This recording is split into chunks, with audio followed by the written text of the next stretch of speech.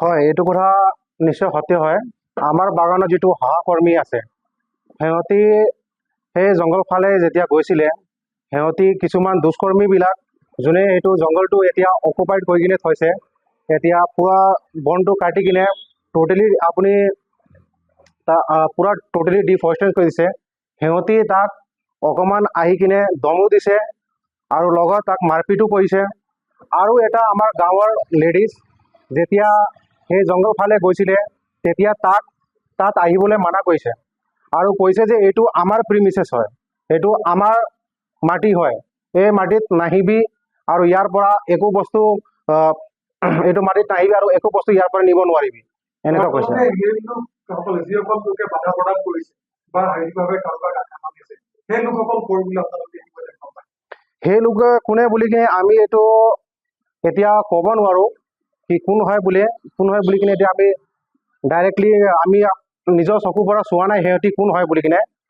এইটো আমাৰ মেইনলি এইটো অনুৰোধ হয় আমাৰ প্ৰশাসনৰ পৰা কি সিহঁতি কোন হয় আমাক চিনাক্ত কৰাব লাগিব আৰু সিহঁতি কোন হয় সেইটো খুজি কিনে সেইটো বা ওলাই কিনে কিবা এটা ষ্ট্ৰিক্ট একশ্যন সিহঁতৰ ওপৰত ল'ব লাগিব বুলি আমি ভাবোঁ।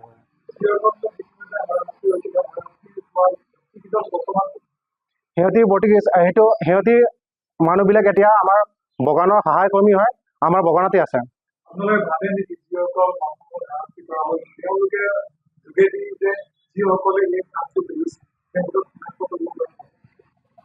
সিহঁতি নিশ্চয় পাৰিব নেকি, পাৰিব সিহঁতি পৰা চিনাক্ত কৰিবলৈ।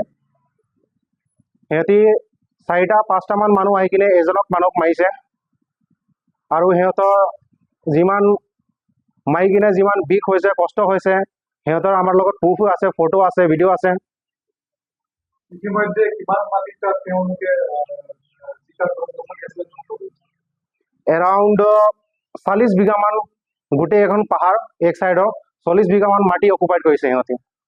কি ক'ব মই ইয়াত ডিপাৰ্টমেণ্টৰ কি ক'ব বিচাৰোঁ, মতলব আমি সদায় পৰা আমি স্কুলত পঢ়িছিলোঁ যে এইটো আমি বিলং কৰোঁ নৰ্থ ইষ্ট পৰা, নৰ্থ ইষ্টৰ Assam state which is also' known as Amazon of North East. এইটো এমেজন অফ নৰ্থ ইষ্ট আজি সিহঁতি বন বিভাগ এনেকা আজি এফালে এটা পাহাৰ ধ্বংস কৰিছে, কালি বেলেগে আহি কিনে কৰিব বেলেগ ফালে, কালিয়ে বেলেগে আহি কিনে বেলেগ ফালে কৰিব। একদিন এনেকা ধ্বংস কৰি কিনে গৈ কিনে মাটিটো অকুপাইড কৰি কিনে আমাৰ এমেজন অফ নৰ্থ ইষ্ট নাইকিয়া হৈ থাকিব, টোটেলি শেষ হৈ থাকিব। এইটো আমাৰ যিখন নাম আছে এতিয়া এমেজন অফ নৰ্থ ইষ্ট বুলি কিনে, এইটো আছামত যি এমেজন অফ নৰ্থ ইষ্ট বুলি ভাবা যায়, আমাৰ ইয়াত ইমান গছ গছনি পাহাৰ, আমি ফ্ৰেছ অক্সিজেনবিলাক পাওঁ। ভৱিষ্যত আমি আমাৰ ল'ৰাবিলাক কি অক্সিজেনো কিনি দিম নেকি? ইমান ডিফৰেষ্টেশ্যন কৰিলে, এতিয়া কিছুমান ডেভেলপমেণ্টৰ কাৰণে প্ৰায়ভাগ ডিফৰেষ্টেশ্যন হৈ আছে। যিখিনি আমাৰ হাতত আছে, যিখিনি আমি বাচাই কিনে থ'ব পাৰোঁ আমাৰ হাতত, সেইখিনি বস্তু যদি আমি বচাব নোৱাৰোঁ, আমাৰ প্ৰশাসনবিলাক আমাক সহায় নিদিয়ে, বচাই নিদিয়ে, তেনেহ'লে আমি আমাৰ আহা ফিউচাৰ জেনেৰেশ্যনক আমি কি দিম?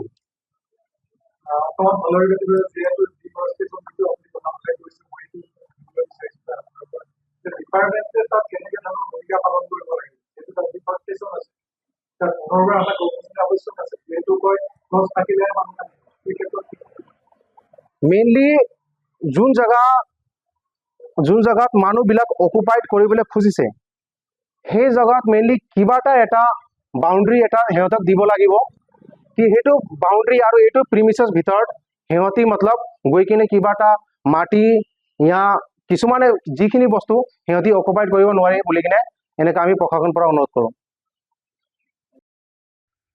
পোনপ্ৰথমে মই আমাৰ সংবাদ মাধ্যমক ধন্যবাদ জ্ঞাপন কৰিছোঁ আজি আমাৰ এই লেখাপানী অঞ্চলত আপোনালোক আহি দিয়াৰ কাৰণে। আমি লেখাপানী নেপালী বাসিন্দা, নেপালী গাঁৱৰ বাসিন্দা।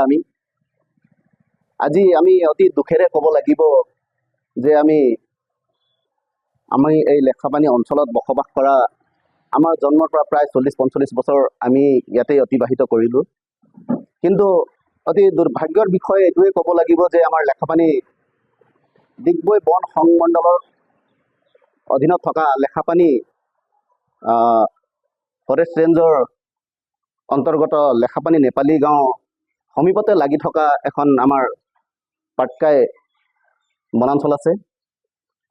সেই পাটকাই বনাঞ্চলত আমি কেইদিনৰ পৰা প্ৰত্যক্ষভাৱে দেখি আহিছোঁ যে কিছুমান দুৰ্বৃত্তই আহি পেলাই আমাৰ পূৰ্বপুৰুষসকলে যিটো বন সংৰক্ষিত কৰি ৰাখিছিল সেই বন জংঘল কাটি তহিলং কৰি আমি দেখিবলৈ পাইছোঁ।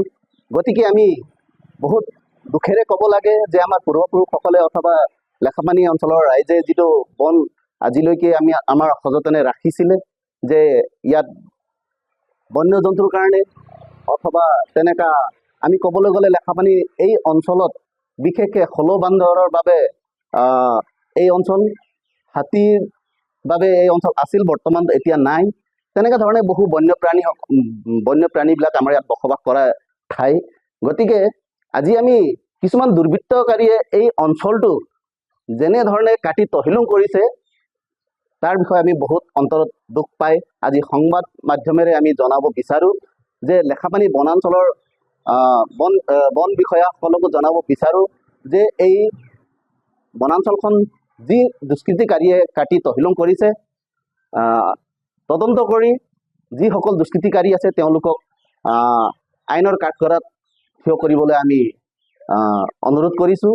আৰু পৰৱৰ্তী সময়ত আমি এই আমাৰ প্ৰতিলিপি যিটো আছে আমি বন সংমণ্ডল অথবা আমাৰ লেখাপানী ফৰেষ্ট ৰেঞ্জাৰৰ ওচৰত আমি এই প্ৰতিবেদনখন তেওঁলোকৰ হাতলৈ আমি প্ৰেৰণ কৰি আমি আজি এই প্ৰেছ মিটখন আমি আহ্বান কৰিছোঁ।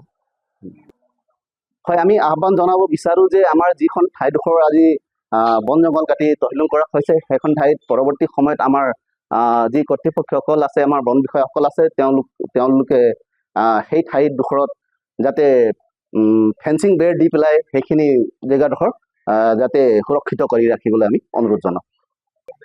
ক'ৰ পৰা আহিছে ক'ব পাৰিব? আমি এইটো বস্তু সঠিকভাৱে আমি ক'ব নোৱাৰোঁ যে যিসকল ব্যক্তিসকলে তাত জংঘল কটা হৈছে আমি ইতিমধ্যে আমি গম নাপাওঁ যে কোনজন দুষ্কৃতিকাৰীয়ে এইটো সংঘটিত কৰিছে ঘটনাটো। গতিকে আমি তদন্ত কৰিবৰ কাৰণে আমি আহ্বান জনাইছোঁ। যিকোনো খবৰৰ বাবে যোগাযোগ কৰক আমাৰ এই নম্বৰত 9181 307 2221।